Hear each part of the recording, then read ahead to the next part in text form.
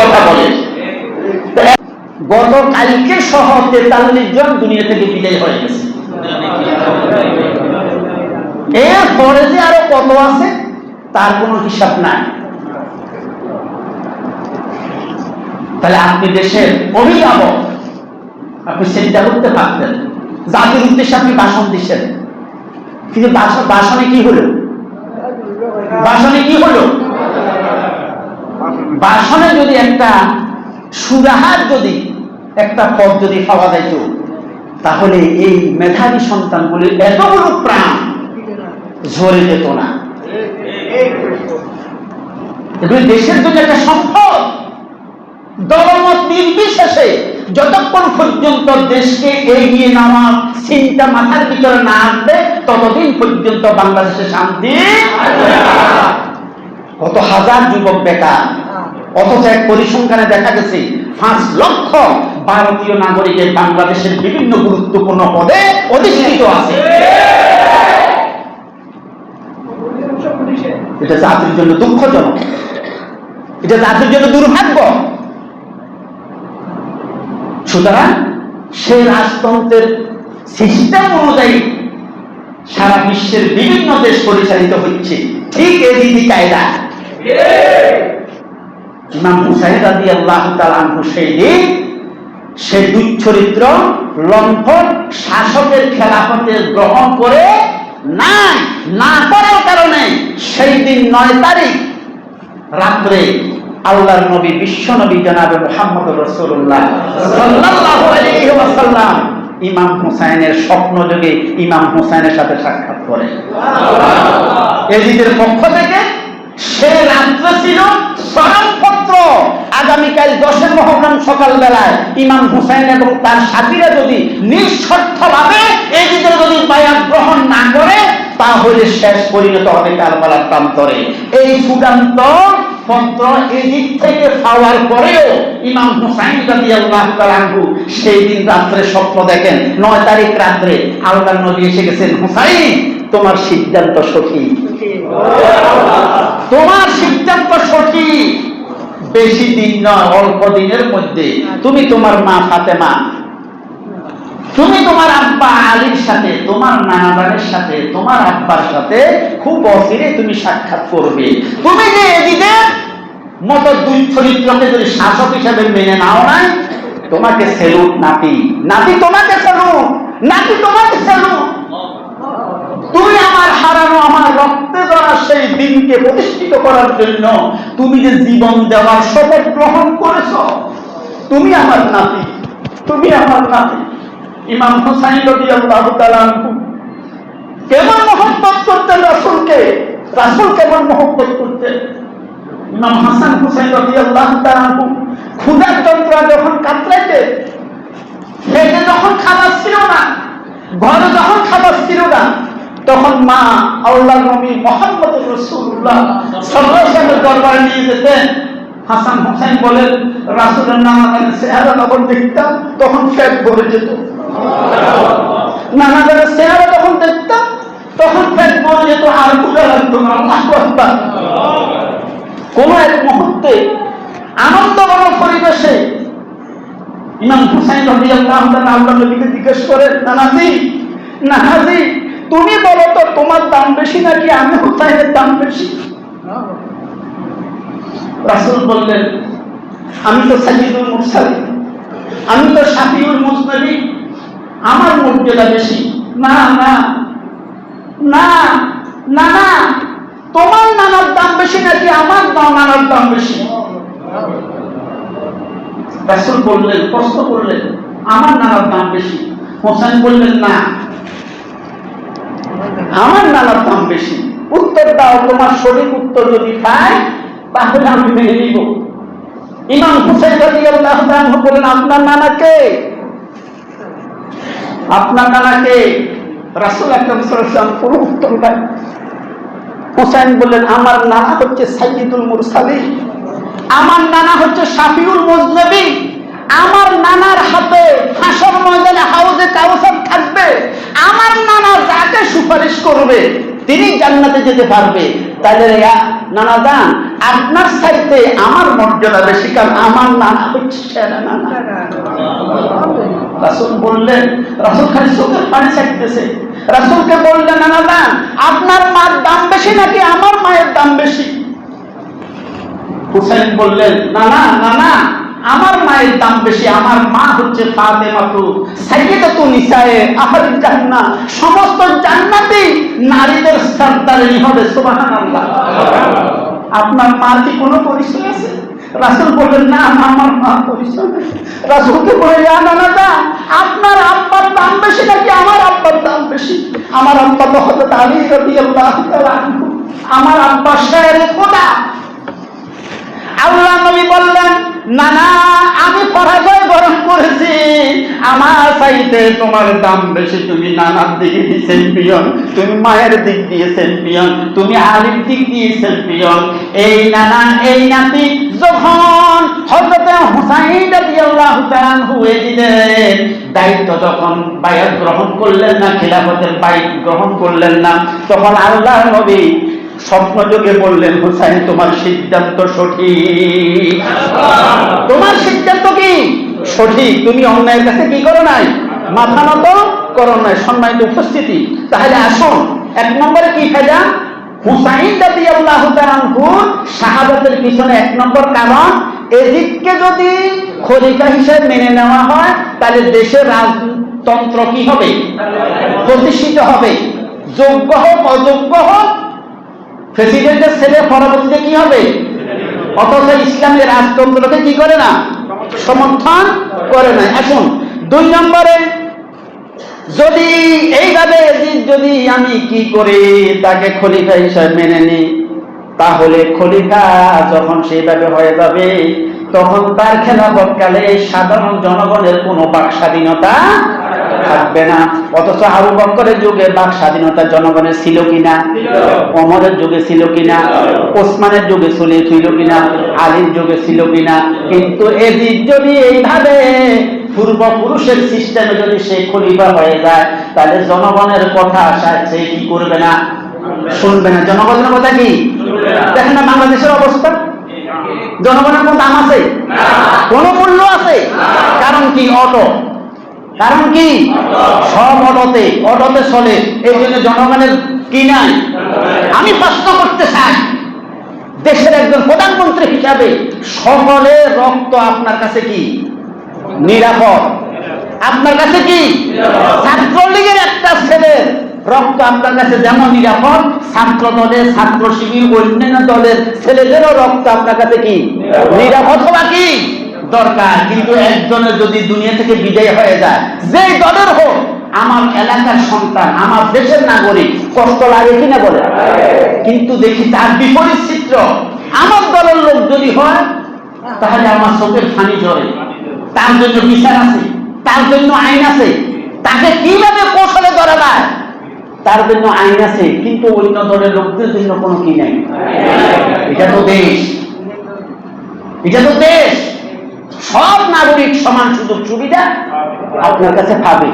তাহলে বুঝা গেছে ইমাম হুসাইন রাদিয়াল্লাহু আনহু বলেন বাক স্বাধীনতা চিরচিরে বন্ধ হয়ে যাবে যদি এজিদকে কি করা হয়, মেনে নেওয়া হয়। কেমন বাক স্বাধীনতা? হযরত ওমর ফারুক রাদিয়াল্লাহু তাআলা আনহু নাম শুনেছেন? নাম শুনেছেন? আল্লাহু আকবার। এই সমস্ত দৃশ্য ইমাম হুসাইন রাদিয়াল্লাহু আনহু নিজ চোখে দেখেছেন, সেইভাবে তিনি এজিদকে কি করেন না, খলিফা হিসেবে মেনে নেন নাই। তাই দুই নম্বরে কি বাক স্বাধীনতা বন্ধ হয়ে যাবে চিরদিনের জন্য।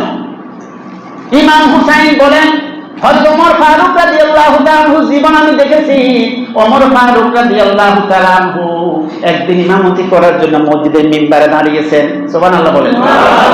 হঠাৎ একজন যুবক দাঁড়িয়ে গেলেন, ওমর আমিরুল মুমিনিন খলিফাতুল মুসলিমিন ওমর, আপনাকে খুতবা দেওয়ার জন্য, নামাজে ইমামতি করার জন্য আমি সুযোগ দেব না, আপনার কোনো সুযোগ নাই যতক্ষণ না আপনি আমার প্রশ্নের উত্তর না দেন।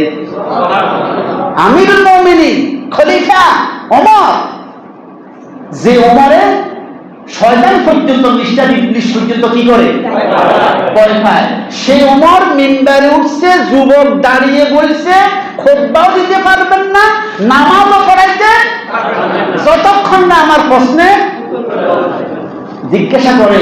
ইয়ামন থেকে যে কাপড় এসেছে সেই কাপড় সমস্ত জনগণ যে পরিমাণ পেয়েছে, আপনি ওমরও সেই পরিমাণ পেয়েছেন, আমিও সেই পরিমাণ পেয়েছি। আমি এই কাপড় দিয়ে যে জামা তৈরি করেছি, আপনার মতো তো এত লম্বা জুব্বা হয় নাই, আপনারটা তো লম্বা কিভাবে হইল? প্রশ্ন বুঝে আসছে? এই প্রশ্ন কে করেছে? যুবক। কাকে করেছে? ওমর ফারুক রাদিয়াল্লাহু তাআলা তখন ফোন করে দিয়েছে, আমার ফৌজ বাহিনী কই, এই যুবকের অ্যারেস্ট করো, ধরে নিয়ে যাও, রিমান্ডে লই যাও। করছে? করার সুযোগ ছিল কিনা? সুযোগ ছিল, কিন্তু জনগণের কাছে জনগণের বাক স্বাধীনতা ছিল। কি ছিল? বাক স্বাধীনতা ছিল। হযরত ওমর ফারুক রাদিয়াল্লাহু তাআলা যখন এই প্রশ্ন করলেন যুবক, ওই মজলিসের ভিতরে ওমরের সন্তান আব্দুর রহমানও ছিল। আব্দুর রহমান দাঁড়িয়ে বললেন, আমি আব্বার পক্ষ থেকে আপনার প্রশ্নের উত্তর দিচ্ছি। সুবহানাল্লাহ। কি উত্তর? বলে, আপনি যে পরিমাণ কাপড় পেয়েছেন, আমার আব্বাও কি সামান্যটুকুও কি বেশি খায় নাই। কিন্তু আমার আব্বা তো রাষ্ট্রীয় কাজে বিভিন্ন দেশের জনপ্রতিনিধির সাথে সাক্ষাৎ করতে হয়, বিভিন্ন মানুষের কাছে যাইতে হয়, বিভিন্ন জায়গায় যেতে হয়, কিন্তু আব্বার একটি জামা ছাড়া আরেকটি জামা নাই। আল্লাহু আকবার। একটি জামা ছাড়া আমি যে কাপড় পেয়েছি, আমার কাপড়টা আব্বাকে দিছি। তাহলে দুইজনের কাপড় হওয়াতে জামা কি হয়েছি? লম্বা হয়েছি। আল্লাহু আকবার। কি জীবন, কি জীবন! এই দৃশ্য ইমাম হুসাইন রাদিয়াল্লাহু তাআলা দেখেছেন। শুধু দেখেন না, হযরত ওমর ফারুক রাদিয়াল্লাহু তাআলা বলেছেন, ও আমার জনগণ, ফাআয়ুনুনি ওয়া ইন কুনতু আলা হাক্কি, আমি তোমাদের মতো একজন তোমাদের ভাই, আমি যদি সত্যের উপরে থাকি, যদি আল্লাহ এবং রাসূলের নির্দেশনা অনুযায়ী দেশ পরিচালনা করি, তাহলে ফাআয়ুনুনি, তোমরা আমাকে সহযোগিতা করি না। আর যদি আমি উল্টা চলি, ফাসাদ্দিদুনি, আমারে বাধা দিবা, আমারে আটকাইবা। সুবহানাল্লাহ। এই যুবক প্রশ্ন যখন করেছে, প্রশ্নের উত্তর দিছে তো? প্রশ্নের উত্তর দিছে তো? কোন প্রতিশোধ কি নিছেন? তাহলে জনগণের বাক স্বাধীনতা ছিল তো? ওমরের যুগে, হযরতে ওমর ফারুক রাদিয়াল্লাহু তাআলার যুগে এই বাক স্বাধীনতা ছিল। এই দৃশ্য ইমাম হুসাইন অক্ষর অক্ষরে দেখেছেন। কিন্তু এজিদকে যদি খলিফা মানা হয়, তাহলে জনগণের মুখে তালা লাগবে। এই কথা বুঝার কারণে তিনি কি করেন নাই? খলিফা হিসেবে মেনে। কারণ কয়টা? এক নম্বর কি বলছি? রাজতন্ত্র প্রতিষ্ঠিত হবে। দুই নম্বর কি বলছি? মানুষের বাক স্বাধীনতা থাকবে না। আসুন এবার তিন নম্বরে, দেশের সম্পদ এগুলি কার? জনগণের পক্ষ থেকে আমানত। যারা সেবক তারা আমানতে পাহারা দিবে। আমানতে কি করবে? পাহারা দিবে। আল্লাহু আকবার। আরেকটা ঘটনা শোনাই। হযরত ওমর ফারুক রাদিয়াল্লাহু তাআলার সন্তানের গায়ের জামা 14 তালি। কত তালি? অথচ তিনি কি রাষ্ট্রের খলিফা। মক্তবে যখন গেছে খালি টানাটানি করে ছেলেরা, এখান থেকে আঙ্গুল লুকাই দিয়ে, এ তোর বাপ বলে প্রেসিডেন্ট, তোর গায়ের ভিতরে তালি কয়টা?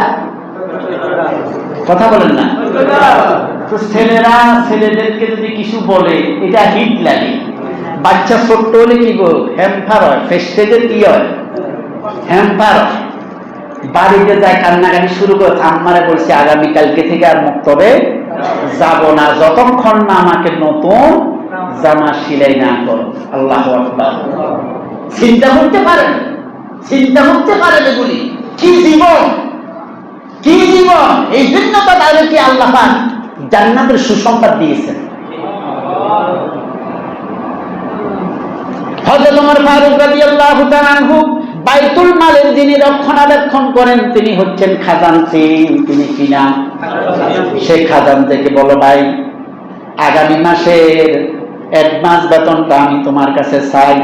এখনো মাস হওয়ার 15 দিন বাকি আছে, আমার সন্তানের জামা নাই, আমার সন্তানের জামা নাই, একটা নতুন জামা যদি তাকে সেলাই করে দিতে না পারে মক্তবে যাওয়া সে বন্ধ করে দেবে। তুমি এখনো মাস শেষ হয় নাই, এখনো 15 দিন বাকি আছে, আমাকে দয়া করে আগামী 15 দিন সহ মাসের বেতনটা অগ্রিম দিয়ে দাও।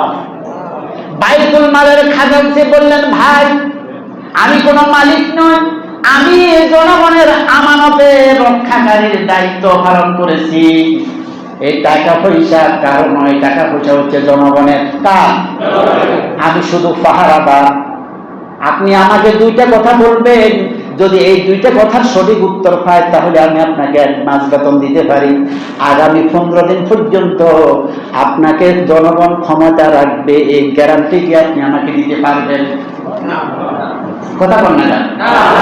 15 দিনের গ্যারান্টি নেই, এখন তো 2051 সাল পর্যন্ত গ্যারান্টি দিই আছে না? 41 সাল 52 সাল পর্যন্ত গ্যারান্টি দিই। অথচ বাইতুল মালের রক্ষক তিনি বলতেছে আগামী 15 দিন পর্যন্ত আপনাকে জনগণ ক্ষমতা রাখবে, এই গ্যারান্টি যদি আমাকে দিতে পারে তাহলে আমি 15 দিনের অ্যাডভান্স বেতন দিতে পারবো। ওমর বললেন, না না, আমি এই গ্যারান্টি দিতে পারবো না, জনগণ আমাকে 15 দিন ক্ষমতা রাখবে কিনা। 2 নম্বর, আপনি যে 15 দিন বাঁচবেন এই গ্যারান্টি কি আমাকে দিতে পারে?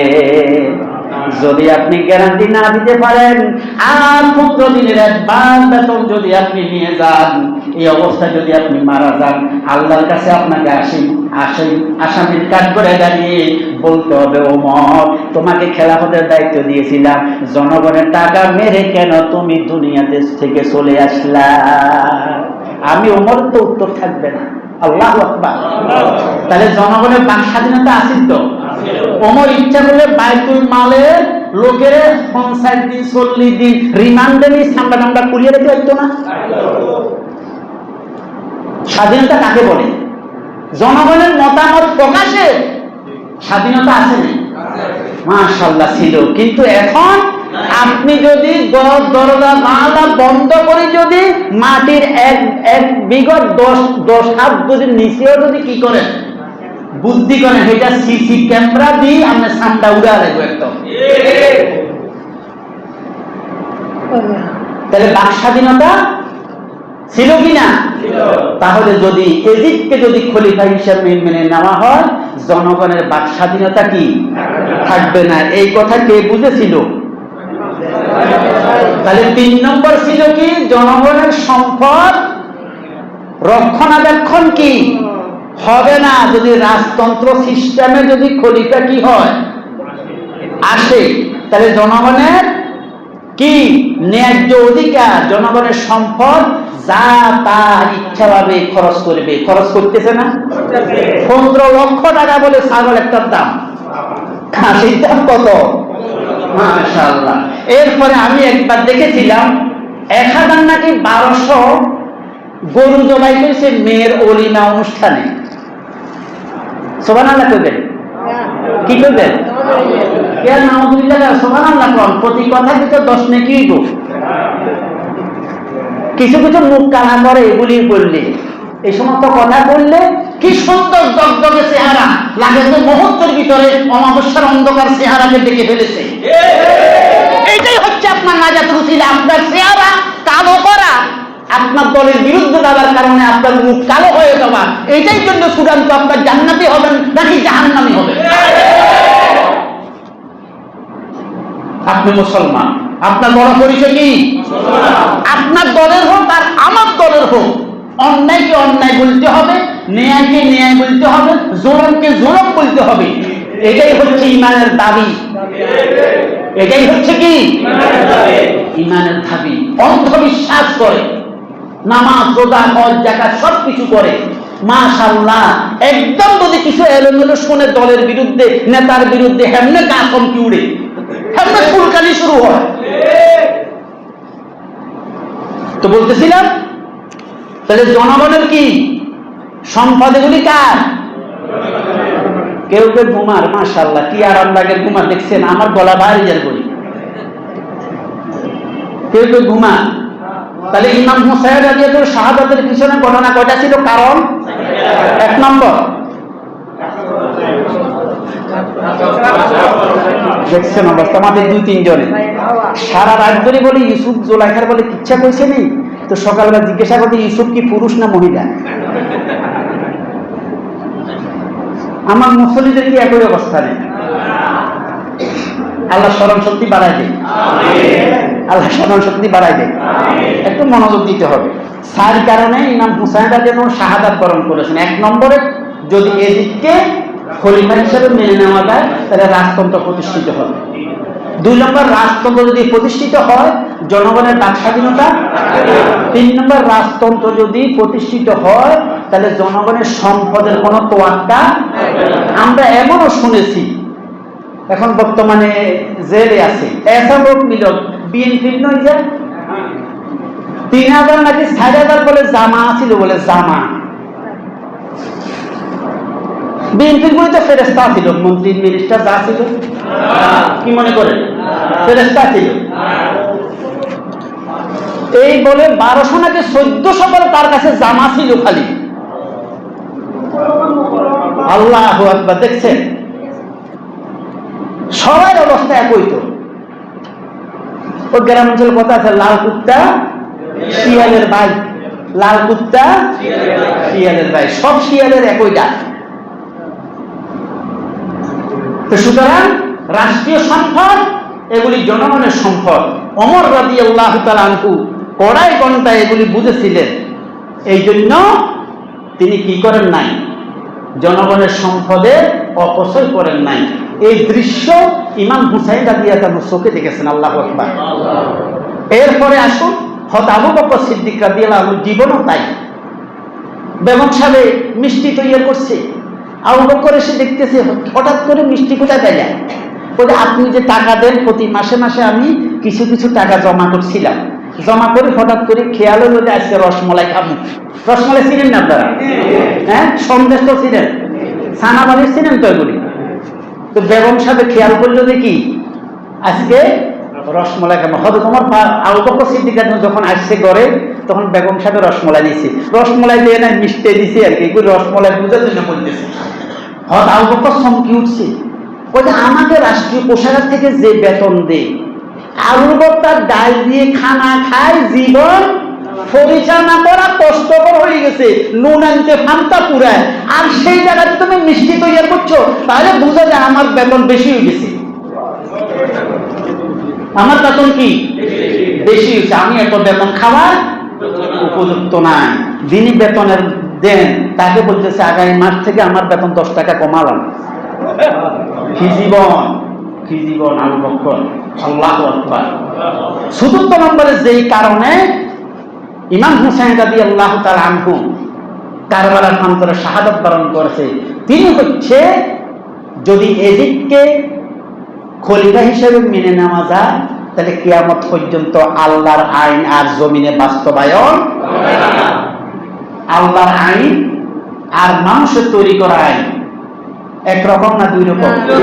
এই আল্লাহর আইন নিয়ে কথা বলতে হবে। আল্লাহর আইন নিয়ে কথা যদি না বলা হয়, আমরা নামাজও পড়বো আল্লাহর এর বিরোধিতা করবো, নামাজও পড়বো রাজনীতি, ইসলামী রাজনীতির বিরোধিতা করবো, নামাজও পড়বো তারপর ধর্ম নিরপেক্ষতার পক্ষ নেই, নামাজও পড়বো তাফসীর মাহফিলে 144 দ্বারা 144 জারি করবো, নামাজও পড়বো মসজিদে খতিব সাহেব যদি হক কথা বলা হয় তার বলবো গেট আউট ফ্রম মসজিদ।